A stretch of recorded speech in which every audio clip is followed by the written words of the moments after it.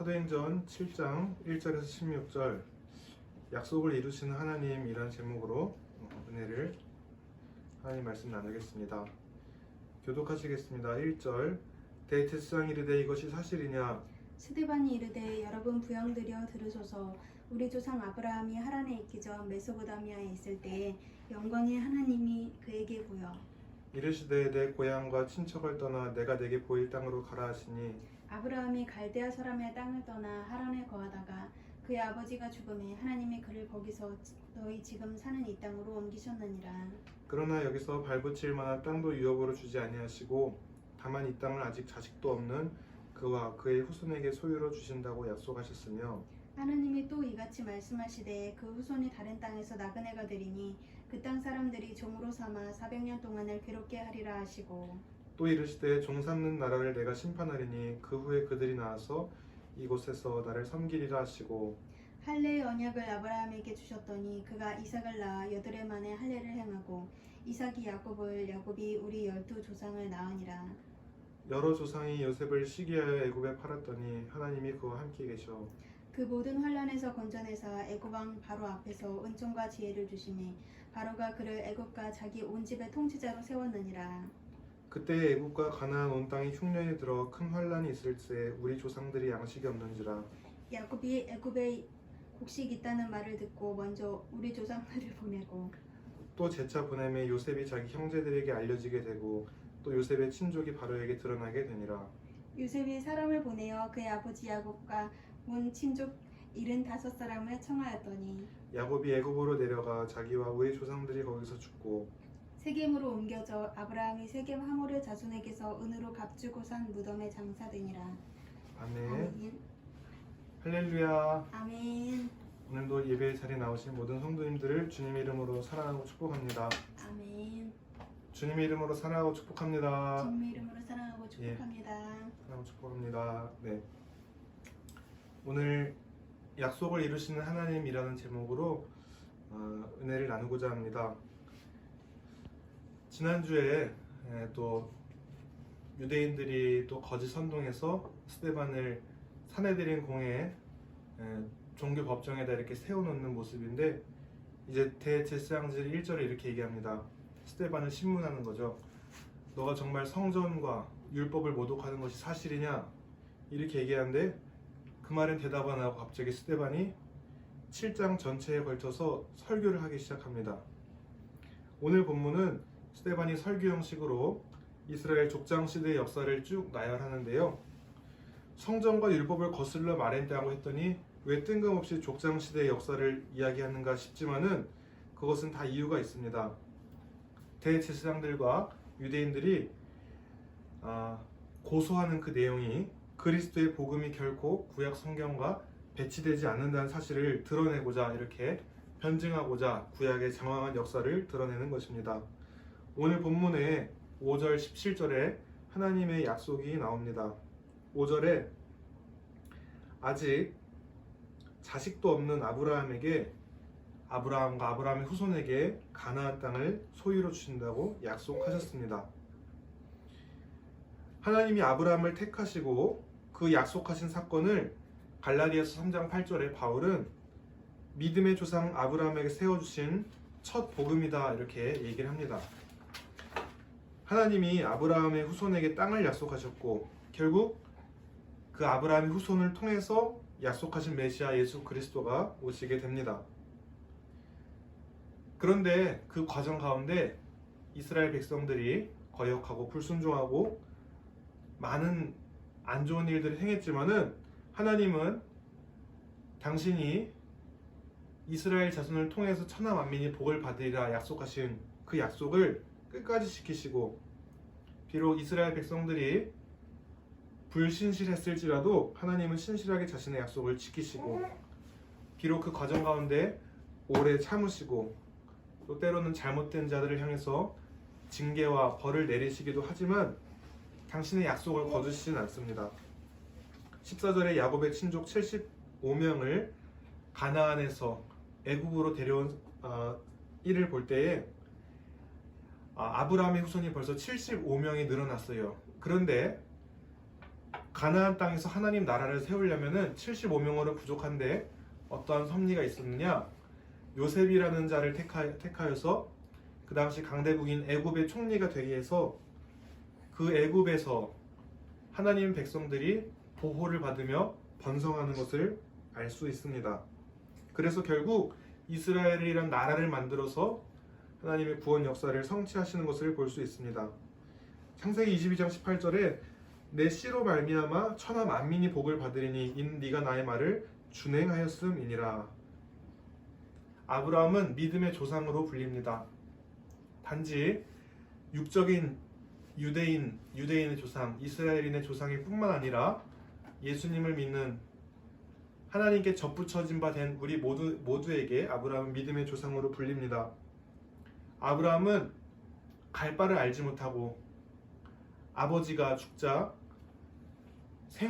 전혀 의지할 곳이 없는 곳에 가라고 했을 때 본토 친척 아비집을 떠나라 했을 때 떠나는 순종을 보여줬고요. 또한 아들 이삭을 100세에 난 그런 독자 아들을 바치라 했을 때 아낌없이 바치는 그러한 순종을 보여주었습니다. 그래서 네가 나의 말을 준행하였으니 내가 너의 씨로 말미암아 너뿐만 아니라 너의 씨로 약속을 주겠다라고 합니다. 천하 만민에게 복을 주는 하나님의 샘플인 나라로 키우기 위해서 오늘 본문에 요셉도 택해서 그렇게 번성하게 되어져가는 과정 가운데 6절에 또한 이 약속의 자손들에게 보호와 번성뿐만 아니라 뭐가 있습니까? 고난이 있습니다. 6절에 400년 동안 나그네 되어서 애굽 땅의 사람이 아브라함의 후손을 괴롭힌다 말합니다. 우리도 이런 경우가 있지 않나 싶습니다. 하나님께서 믿음을 주시고 하나님 백성답게 살아가게 해서 우리를 약속의 땅, 우리로 하여금 우리는 천국이지만은 이 땅 가운데 살아갈 때에도 하나님께서 보호와 인도가 있지만은 또 때로는 이 땅 가운데서 풀리지 않는 문제들로 우리가 괴로워할 때가 있지 않나 싶습니다. 여러 가지 모습으로 어떤 사람은 재정과 건강과 관계와 여러 가지 문제가 있겠지요. 그런데 하나님은 이스라엘 백성을 400년 동안 타향해서 다른 민족에게 고난을 받게 허락하셨고 우리도 때로 우리 인생 가운데 도움의 손길이 있지만 고난도 허락하심을 믿습니다. 하지만 우리가 하나님께서 약속하셨던 것은 반드시 지키신다는 것을 믿고 한 번도 실수하지 않고 신실하게 인도해 오셨던 그 하나님이 우리도 인도하심을 믿고 그렇게 나아가야겠습니다. 스데반 또한 이 당시에 초대교회 성도들이 예수 믿음으로 당장에 받는 고난으로 예수님을 배반한 일이 없도록 이런 말을 하고 있는 것입니다. 7절에 하나님은 고난의 시간을 지나 종삼았던 나라를 심판하신다. 그러니까 이스라엘 백성을 괴롭혔던 애굽도 결국에 심판을 당하게 된다. 오늘 본문을 통해서 하나님은 아브라함에 이어서 요셉이라는 인물을 통해서 계속 하나님의 구원 역사를 이뤄가시는 것을 보게 됩니다. 많은 시기와 어려움을 이겨내고 결국 동족을 구원해내기에 이릅니다. 하나님은 아브라함에게 가나안 땅에 이르게 하겠다고 약속한 지 400년 지나서야 그 땅에 이르게 하십니다. 또한 예수님이 다시 오시겠다고 약속하신 것이 2000년이 지났는데 아직 그 약속이 이루어지지 않았습니다. 예수님이 가실 때에 모든 민족을 제자 삼을 뿐만 아니라 자기 십자가를 지고 자기를 부인하고 나를 따르라 하셨는데 저는 이런 생각이 들 때가 있어요. 하나님 각자의 십자가가 있는데 주님 저에게 잘못된 사이즈의 십자가를 주신 것 같습니다. 제 분량은 그게 아닌데 제게 맞는 십자가인가요? 더 믿음 있고 능력 있는 자의 십자가가 아닌가요? 라고 해도 하나님은 묵묵부답이실 때가 많습니다. 그러나 그때마다 죽을 수밖에 없는 이 죄인을 구원하기 위해 아들을 보내시고 희생제물로 삼으신 하나님 아버지의 사랑을 생각할 때에 다시금 하나님을 향한 신뢰의 마음을 다잡고 제게 맡겨진 한 걸음 한 걸음을 걸어가게 되지 않나 싶습니다. 그리고 하나님은 감당하지 못할 시험은 허락지 않겠다고 약속하셨습니다. 우리가 이렇게 죄악이 만연해지고 우리 삶에 어려움이 닥칠 때 우리가 기억할 것은 무엇이냐? 상황과 환경을 바라볼 것이 아니라 과거에도 그랬고 지금도 그랬고 하나님은 하나님의 백성들에게 언약에 신실하신 하나님이시다. 우리가 그 하나님의 속성을 기억해야겠습니다. 그것이 우리가 비록 지금 어려운 상황을 닥친다 할지라도 힘있게 믿음의 길을 걸어갈 수 있는 원동력이 되지 않나 싶습니다. 마지막 15, 16절에 야곱과 그의 아들들이 세겜, 그러니까 에발산과 그리심 사이 이스라엘 땅이지요. 약속의 땅에 묻히는 것을 봅니다. 아브라함과 야곱과 그의 후손들이 비록 지금은 애굽 땅에서 죽지만 하나님께서 자신들에게 약속하신 그 땅에서 묻히기를 원한다는 것을 볼 수 있습니다. 그리고 결국 그들은 자신의 본향의 땅을 열망했고 그들의 땅, 가나안 땅에 묻히게 되었습니다. 우리 그리스도인들도 본향이 있습니다. 우리의 본향은 가나안 땅 이스라엘이 아닙니다. 그렇다고 우리가 태어난 곳 대한민국이 본향이라 할 수 있지만 우리의 진짜 본향도 거기가 아닙니다. 우리는 예수 그리스도에 의해 하나님께 접붙임 받은 하나님의 언약 백성입니다. 이 땅에서 많은 환난을 겪고 결국 우리가 갈 곳은 영생이 있는 천국에 갈 것을 우리가 그것이 진정한 우리의 본향임을 소망하며 살아가는 것이지요. 사도행전 14장 22절에 제자들의 마음을 굳게 하여 이 믿음에 머물러 있으라 권하고 또 우리가 하나님의 나라에 들어가려면 많은 환난을 겪어야 할 것이라 하고 우리는 때로 이 땅 가운데 살아가면서 연약하고 부족하지만 우리를 향해 연약한 이스라엘 백성을 끝까지 포기하지 않으시고 그들을 통해 하나님의 약속을 이루셨던 하나님을 보면서 지금 현재도 이스라엘이 패역한 모습이 있지만은 그 땅 가운데 이스라엘 백성이 예수님 믿는 백성이 많이 늘어나고 있고 이제 마지막 주님 오실 날이 가까울 때에 폭발적으로 이스라엘의 영적, 육적 부흥이 있을 것입니다.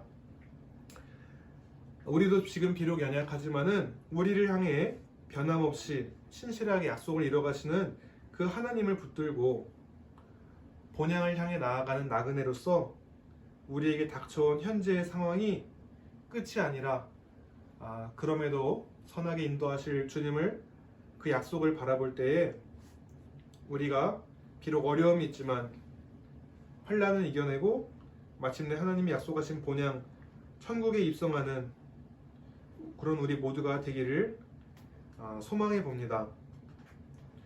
비록 이 땅 가운데 살아갈 때에 이해가 안 되는 일이 있다 하더라도 아브라함이 갈 바를 알지 못하고 순종했듯이 이삭이 독자를 아끼지 않고 제물로 바쳤듯이 나는 이해가 되지 않더라도 하나님이 택한 백성을 향해서 항상 실수하지 않으시고 그 언약을 지키셨던 그 하나님을 믿으면서 우리 모두 그렇게 믿음의 길을 끝까지 걸어가고 나중 우리의 본향 천국에서 약속을 이루시는 그 하나님을 다 만나 뵙게 되기를 예수님의 이름으로 축복합니다. 아멘. 하나님 아버지 감사합니다. 오늘도 이렇게 귀한 말씀을 통해서 깨달을 바를 알려주시니 감사합니다. 하나님이 아브라함과 아직 자식이 없는 아브라함과 그의 후손을 통해서 약속의 땅을 주셨고 또 그들의 삶이 어떠하든 패역한 모습을 보여도 오래 참으시고 신실하게 그들을 인도하심을 봅니다. 하나님 동일하게 우리의 삶에서도 하나님 예수님을 믿어 하나님의 언약 백성이 되게 하셨지만 아직도 패역한 모습이 많이 삶에 나타납니다. 그러나 우리가 우리 현재의 모습을 보고 현재의 상황을 보고 그렇게 힘들어하는 것이 아니라 끝까지 회복시키시고 인도하시는 약속에 신실하신 하나님을 붙들고 나아갈 때에 우리가 결국 가야 될 곳, 우리의 본향 천국에 이르러서 우리 삶에 비록 다 이해되지 않았던 것들이 그때에는 다 이해될 것이고, 우리가 우리 현재의 상황에서 그렇게 믿음으로써 나아갈 수 있도록 우리의 발걸음을 주장하시고 우리의 마음을 주장하여 주옵소서. 그리하여서 이스라엘 백성들 후손들을 통해서 천하 만민이 복을 받았던 것처럼 하나님 접붙임 받은 언약 백성인 우리를 통해서도 열방이 또 복을 받을 수 있는 복의 통로로서 인도하여 주옵소서. 감사드리며 예수님 이름으로 기도드렸습니다. 아멘.